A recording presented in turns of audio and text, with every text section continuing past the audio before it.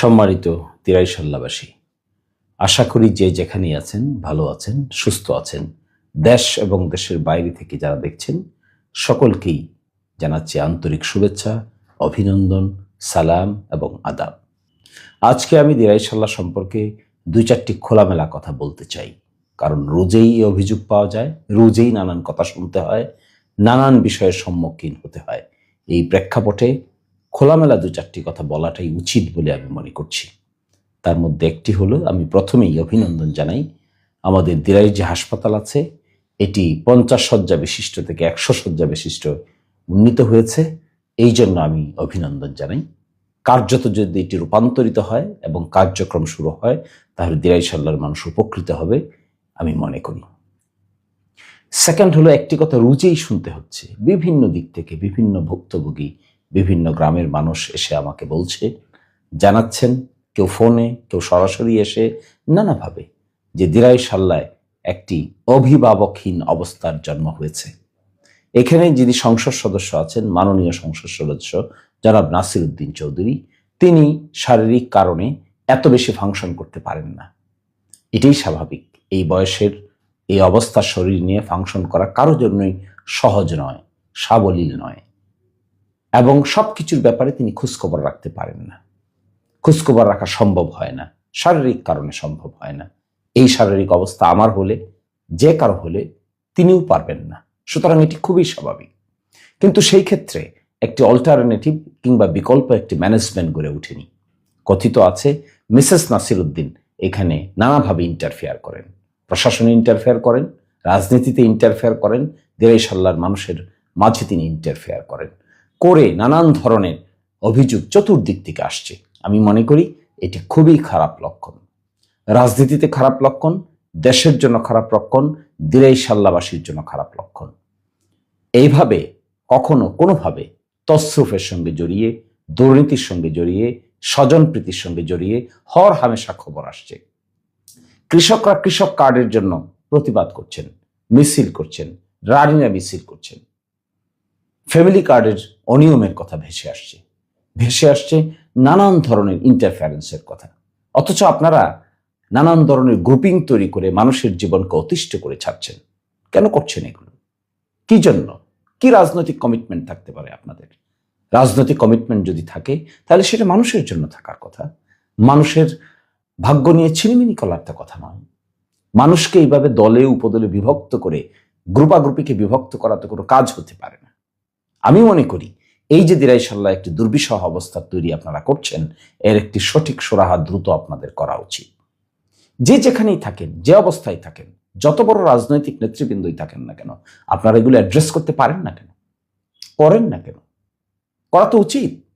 সরকারের প্রশাসনের উপরে আপনারা হস্তক্ষেপ করেন, এক এক গ্রুপ এক এক সময় হস্তক্ষেপ করেন, এক একভাবে হস্তক্ষেপ করেন, তারাও অসহায় বোধ করে। কেন এটা করতে হচ্ছে? কেনই বা এরকম পরিস্থিতির জন্ম দিয়েছেন আপনারা? আপনারা অতি দ্রুত নিজেদের মধ্যে এই ধরনের প্রবলেম সমাধান করে মানুষকে স্বস্তিতে, শান্তিতে থাকার ব্যবস্থা করে দিন। আর স্বজনপ্রীতির যে অভিযোগ উঠেছে, এটি তো অস্বাভাবিক, অদৃষ্টপূর্ব। কখনো অতীতে এরকম দেখা গেছে বলে আমার হিসেবে মনে হয়নি। একেই পরিবারে কার্ড দিচ্ছেন, বিদেশে তাকে মানুষের কার্ড দিচ্ছেন, প্রকৃত কৃষকদেরকে কার্ড দিচ্ছেন না, রাজনৈতিক ভাবে রিকমেন্ডেশন করে কার্ড দিচ্ছেন, কে কাকে ভোট দিল, কে কাকে ভোট দিল না, এর উপর ভিত্তি করে আপনারা সিলেক্ট করছেন। এগুলো করার কথা আপনাদের? এগুলো সরকার বলে দিয়েছে আপনাদেরকে? বর্তমান সরকারের দৃষ্টিভঙ্গি এটা যে সিলেক্ট করবেন, নাকি নিজের মতো করে নিজেই ক্ষমতা প্রদর্শন করছেন? কেন করছেন? কতটুকু ক্ষমতার মালিক আপনারা? আর যতটুকু ক্ষমতার মালিক তাতে কি এগুলো করার কথা? এইভাবে সাধারণ মানুষকে ভোগান্তির মধ্যে ফেলে কে কোন দল করে, কে কাকে ভোট দিয়েছে, কে কাকে ভোট দেয় না, এগুলো কি বিবেচ্য বিষয়? মোটেও না। আশ্চর্য হয়ে যায় আমি আপনাদের কর্মকাণ্ড দেখে। আমি বারবার আপনাদেরকে বলছি যে আপনারা হিসেব দেন, প্রকাশ করেন। বলুন তো আজ পর্যন্ত কোন প্রজেক্টে, কোন জায়গায় কত টাকা এসেছে সরকারিভাবে, এটা ডিক্লেয়ার করেন না কেন? কে দায়িত্বে আছে, কে করবে এই কাজ, কোন কন্ট্রাক্টর করবে, কত টাকা দিয়েছে বরাদ্দ? দিরাইয়ের থানা পয়েন্টের সামনে একটা বিলবোর্ডে টাঙিয়ে দেন যে অমুক জায়গার রাস্তা অমুক জায়গা থেকে অত জায়গায় হবে, সরকারি বরাদ্দ এটি, এভাবে টেন্ডার হয়েছে কিংবা অমুককে বরাদ্দ দেওয়া হয়েছে, এতদিনের মধ্যে এই কাজটি সম্পন্ন করতে হবে। প্রকাশ করতে পারেন না কেন? প্রকাশ করেন না, লুকিয়ে রাখেন কেন? সরকারি টাকার মালিক কি কোনো ব্যক্তি? সরকারি টাকার মালিক কি কোনো দল? সরকারি টাকার মালিক কি কোনো গোষ্ঠী? সরকারি টাকার মালিক কি কোনো পার্টিকুলার কোনো গোষ্ঠী জ্ঞাতির লোক? সরকারি টাকার মালিক জনগণ, সকল দল মত নির্বিশেষে সকলেই তার মালিক। প্রকাশ করেন, ট্রান্সপারেন্ট হন। 2 ঈদে 10 লাখ 10 লাখ 20 লাখ টাকা এসেছিল, তার হিসাব জানতে চেয়েছিলাম আমি। কত যে নাটক করেছেন, এই নাটকের তো শেষ নাই। আজ পর্যন্ত সাল্লার ইউনো সাহেব এটি দিতেও পারেন নাই, দিতে পারেন না। জবাব কি দেবেন? জবাব দেন নাই তো। টাকা কাকে দিয়েছেন? মাস্টার রোলের কপি এসেছে একটা আমার দিরায়। এর মধ্যে যে কত ধরনের ফাঁকিবাজি আছে, এটা পাবলিকের সামনে প্রকাশ করলে আপনাদের ইজ্জত শরম কিছুই থাকবে না। এত সামান্য রাজনীতিতে জড়িয়ে গেছেন। অল্প কয়টা টাকা, অল্প কয়টা রাস্তা হবে, একটু ঘাট হবে, মানুষের একটু স্বস্তি হবে, প্রকাশ্যে দিবালোকে করতে চান না, শুধু খালি লুকালুকি করেন। এগুলো থেকে বের হন, মানুষকে প্রশান্তি দিন। চেয়ারে বসেন, কারো তো কোনো আপত্তি নাই, কিন্তু ট্রান্সপারেন্ট জবাবদিহিতা সম্পন্নভাবে এই কাজগুলো করেন। আমরা বাহবা দিতে চাই, আমরা আপনাদেরকে অ্যাপ্রিসিয়েট করতে চাই, আমরা আপনাদেরকে প্রেস করতে চাই, প্রশংসা করতে চাই। কিন্তু যে ধরনের কাজ করছেন তাতে প্রশংসা কি করব? কোন জায়গাটাতে প্রশংসা করবো আপনাদের বলুন তো? এই বিশৃঙ্খল অবস্থা থেকে বের হয়ে না আসতে পারলে আপনারা দিরাই সাল্লার মানুষের সামনে যে নজির তৈরি করছেন, এগুলো অবশ্যই খারাপ দৃষ্টান্ত প্রতিষ্ঠিত হবে। পরিকল্পনার অভাব আপনাদের। কি পরিকল্পনা আপনাদের বলতে পারেন?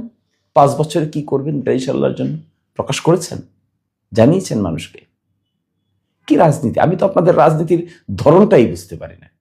এটি কি হলো? খোঁচাখুচি, শুধু একজন আরেকজনকে আমরা গালিগালাজ করবো, এই সেই করবো, এগুলো ক্ষমতা দেখাবো, বকাবকি করবো, এগুলো থেকে বের হবেন না?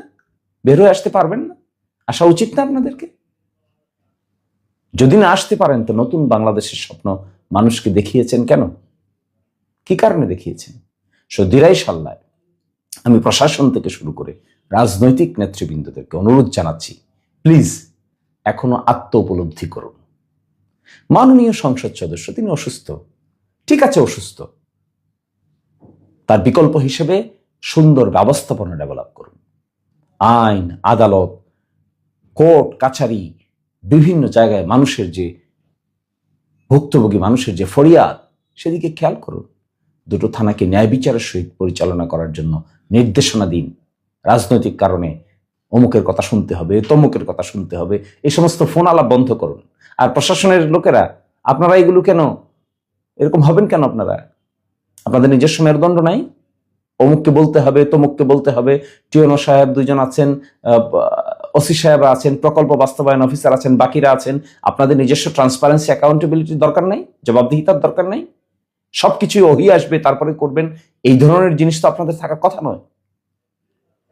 তো আপনাদেরকে আমি অনুরোধ করছি, এজ এ হোল, রাজনীতিতে গুণগত পরিবর্তন আনার জন্য 5ই আগস্ট এসেছে।